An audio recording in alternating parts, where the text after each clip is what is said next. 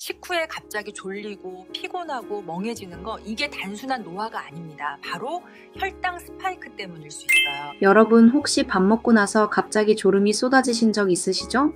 점심 먹고 소파에 앉았다가 어느새 스르륵 눈이 감기고 정신 차려보니 1시간이 지나 있고 나이 들면 원래 그렇지 뭐하고 대수롭지 않게 넘기셨을 거예요. 그런데 제가 오늘 분명히 말씀드리고 싶은 게 있습니다. 식후에 갑자기 졸리고 피곤하고 멍해지는 거 이게 단순한 노화가 아닙니다. 바로 혈당 스파이크 때문일 수 있어요.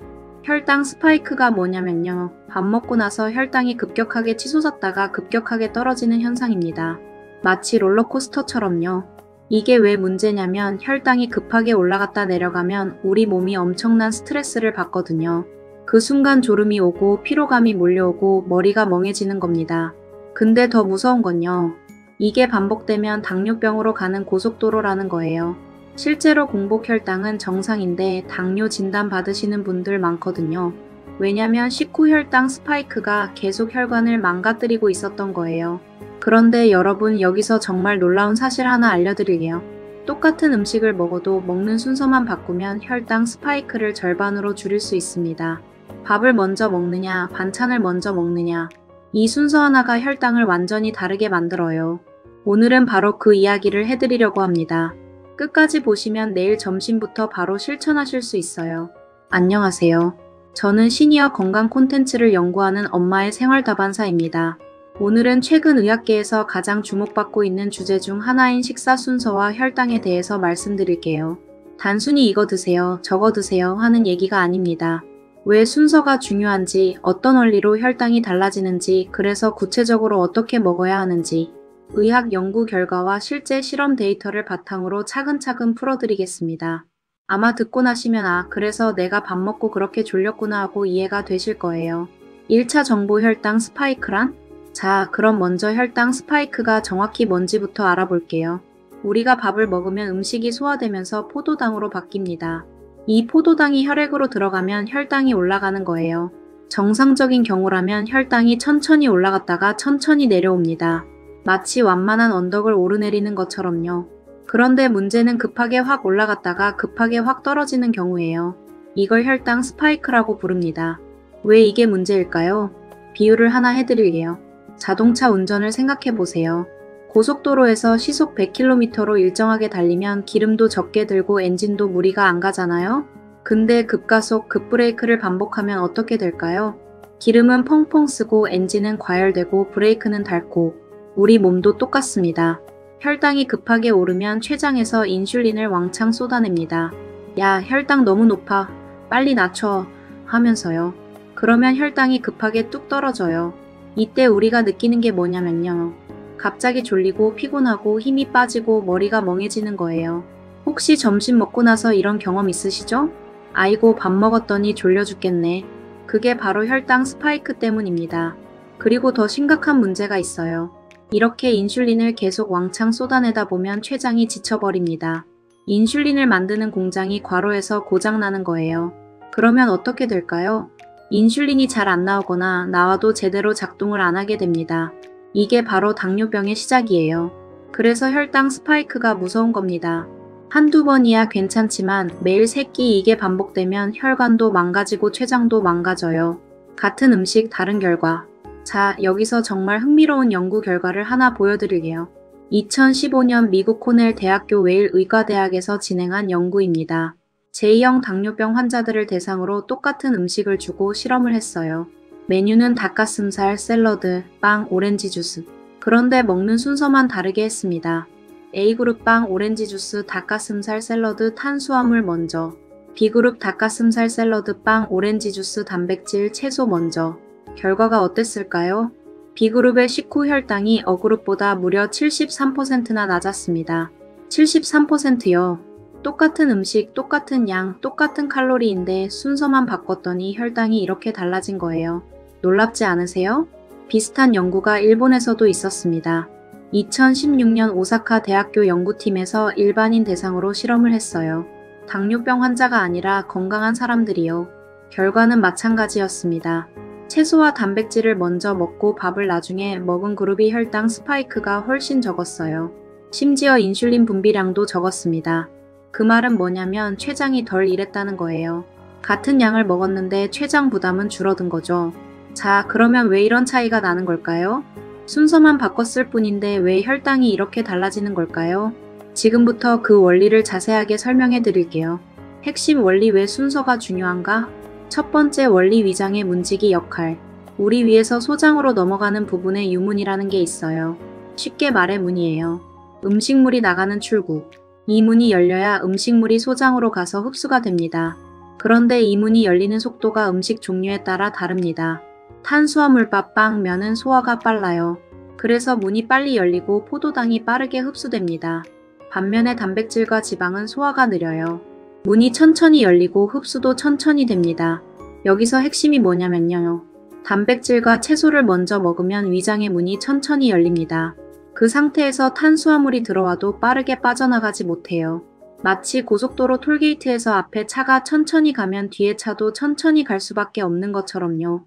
그래서 포도당 흡수 속도가 느려지고 혈당이 천천히 오르는 겁니다. 두 번째 원리 섬유질의 그물망 효과. 채소에는 식이섬유가 풍부하잖아요. 이 식이섬유가 위장에서 물을 흡수하면 젤리처럼 끈적끈적해집니다. 이게 마치 그물망처럼 작용해요. 나중에 들어오는 탄수화물을 이 그물망이 붙잡아두는 거예요. 그래서 포도당이 한꺼번에 확 흡수되지 않고 조금씩 흡수됩니다. 결과적으로 혈당이 급하게 오르지 않는 거죠. 반대로 밥을 먼저 먹으면 어떻게 될까요? 그물망이 없는 상태에서 탄수화물이 바로 들어가니까요. 포도당이 쏟아지듯이 흡수돼 버립니다. 그래서 혈당이 확 치솟는 거예요. 세 번째 원리 인크레틴 호르몬. 이건 조금 어려운 얘기인데 쉽게 설명해 드릴게요. 우리 장에서 인크레틴이라는 호르몬이 나옵니다. 대표적인 게 GLP-1이에요. 요즘 다이어트 주사로 유명한 그거요. 이 호르몬이 하는 일이 뭐냐면요. 위장 운동을 느리게 만들어요. 음식물이 천천히 내려가게. 그리고 인슐린 분비를 조절해서 혈당이 급하게 안 오르게 해줍니다. 그런데 이 인크레틴 호르몬이 단백질과 지방에 의해 더 많이 분비돼요. 그러니까 단백질을 먼저 먹으면 인크레틴이 먼저 나와서 준비를 하는 거예요. 야, 곧 탄수화물 들어온다. 미리 준비해라 하고 신호를 보내는 거죠. 그 상태에서 밥이 들어오면 혈당 관리가 훨씬 수월해지는 겁니다. 구체적인 식사 순서 가이드. 자, 그럼 실제로 어떻게 먹으면 되는지 구체적으로 알려드릴게요. 황금 순서 채소, 단백질, 탄수화물. 1단계 채소 먼저 나물 반찬, 샐러드, 김치, 오이, 상추 같은 채소부터 드세요. 양은 한 주먹 정도면 충분해요. 이때 꼭꼭 씹어서 드시는 게 중요합니다. 30번 정도 씹으시면 좋아요. 왜냐면 씹는 동안 소화효소가 나오고 위장이 준비를 하거든요. 2단계 단백질 약 5분. 생선, 고기, 두부, 계란 같은 단백질 반찬을 드세요. 이때도 천천히 드시는 게 핵심이에요. 급하게 드시면 효과가 반감됩니다. 3단계 탄수화물 밥, 면, 빵은 마지막에 드세요. 그리고 양을 조금 줄이셔도 좋습니다. 앞에서 채소와 단백질을 먼저 드셨으니 포만감이 있을 거예요. 그래서 밥을 적게 먹어도 배가 부르실 겁니다. 실전 예시 한식 밥상. 자, 우리나라 밥상으로 예를 들어볼게요. 밥, 된장찌개, 생선구이, 시금치나물, 김치가 있다고 합시다. 예전 방식 밥 한 숟갈찌개, 국물 반찬 조금 밥찌개. 새로운 방식. 먼저 시금치나물, 김치를 드세요. 그 다음 생선구이를 드세요. 마지막에 밥과 된장찌개를 드세요. 찌개는요, 건더기 위주로 먼저 드시고 국물은 나중에 드시는 게 좋습니다. 국물에 밥 말아서 후루룩 드시는 건 혈당 스파이크 부르는 지름길이에요. 실전 예시 외식할 때, 밖에서 드실 때도 마찬가지예요. 국수집에서 나오는 반찬 깍두기, 김치 먼저 드시고 국수는 나중에. 중국집에서 짬뽕 시키셨으면 건더기 해물 채소 먼저 건져 드시고 면은 나중에. 김밥 천국에서 김밥보다는 계란찜이나 순두부 먼저, 김밥은 마지막에. 분식집에서 라면 먹기 전에 김치나 단무지 먼저. 어렵지 않죠? 그냥 밥, 면, 빵은 마지막이라고 기억하시면 됩니다. 추가 팁 효과를 극대화하는 방법. 팁 1. 식초를 활용하세요. 식초가 혈당 스파이크 예방에 효과가 있다는 연구가 많습니다. 식초 속 초산이 탄수화물 소화를 늦춰주거든요. 식사 전에 물 한 컵에 식초 한 스푼 타서 드시거나 초무침, 피클 같은 식초 든 반찬을 먼저 드시면 좋습니다. 팁 2. 식사 시간을 20분 이상으로. 빨리 먹으면 순서를 지켜도 효과가 떨어져요. 포만감을 느끼는데 최소 1520분이 걸리거든요. 그래서 천천히 드시는 게 중요합니다. TV 보면서 급하게 드시지 마시고 꼭꼭 씹어서 드세요. 팁 39 10분 걷기. 식사 끝나고 바로 누우시면 안 돼요. 10분만 걸어도 혈당 스파이크가 크게 줄어듭니다. 격하게 운동하실 필요 없어요. 집 안에서 왔다 갔다 하시거나 설거지 하시거나 가볍게 산책하시면 됩니다. 근육이 움직이면 포도당을 에너지로 써버리거든요. 그래서 혈당이 급하게 안 올라요. 팁 4 흰밥 대신 잡곡밥. 가능하시면 흰 쌀밥보다 잡곡밥을 드세요. 현미, 보리, 귀리, 콩 같은 게 섞인 밥이요. 잡곡은 식이섬유가 많아서 소화 흡수가 천천히 됩니다. 똑같은 양을 먹어도 혈당 스파이크가 훨씬 적어요. 팁 5 단백질 반찬이 없을 때. 오늘 반찬이 나물밖에 없는데요? 그러면 계란 하나라도 드세요. 계란 후라이, 삶은 계란, 계란찜 뭐든 괜찮아요. 단백질이 조금이라도 있으면 효과가 있습니다. 주의사항 이것만은 피하세요. 피해야 할 습관 1. 빈속에 단 음식. 아침에 일어나서 빈속에 과일 주스, 꿀물, 단 커피 드시는 분들 계시죠? 이게 최악이에요. 빈속에 당분이 들어가면 혈당이 로켓처럼 치솟습니다. 과일도 마찬가지예요.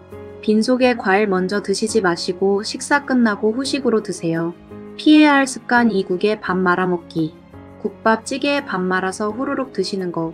우리나라 분들 정말 좋아하시잖아요. 근데 이게 혈당 스파이크 일으키는 대표적인 습관입니다. 왜냐면 국물에 밥이 불어서 소화가 엄청 빨라지거든요. 씹지도 않고 넘기니까 흡수도 빨라요. 국이나 찌개 드실 때는 밥은 따로 국물은 따로 드세요. 피해야 할 습관 3. 식사 후 바로 눕기. 점심 먹고 소파에 누워서 TV 보시는 분들 많으시죠? 이러시면 혈당이 더 오래 높은 상태로 유지됩니다. 최소 30분은 앉아 계시거나 가볍게 움직이세요. 여러분 오늘 이야기 어떠셨나요? 같은 음식을 먹어도 순서만 바꾸면 혈당이 완전히 달라진다. 이거 정말 중요한 정보입니다. 오늘 알려드린 거 정리해드릴게요. 1. 채소 먼저, 단백질 다음, 밥은 마지막. 2. 천천히 20분 이상 꼭꼭 씹어서. 3. 식사 후 10분 걷기. 이 세 가지만 지키셔도 식후 졸음, 피로감이 확 줄어드실 거예요. 그리고 장기적으로는 당뇨 예방에도 큰 도움이 됩니다. 어려운 거 하나도 없죠? 특별히 돈 드는 것도 아니고 약 먹을 필요도 없어요. 그냥 먹는 순서만 바꾸면 됩니다. 내일 점심부터 한번 해보세요. 3일만 해보시면 확실히 밥 먹고 덜 졸리네 하고 느끼실 거예요. 여러분의 경험도 댓글로 나눠주세요. 이 방법 해봤더니 진짜 달라졌어요 하는 이야기 들으면 저도 큰 힘이 됩니다.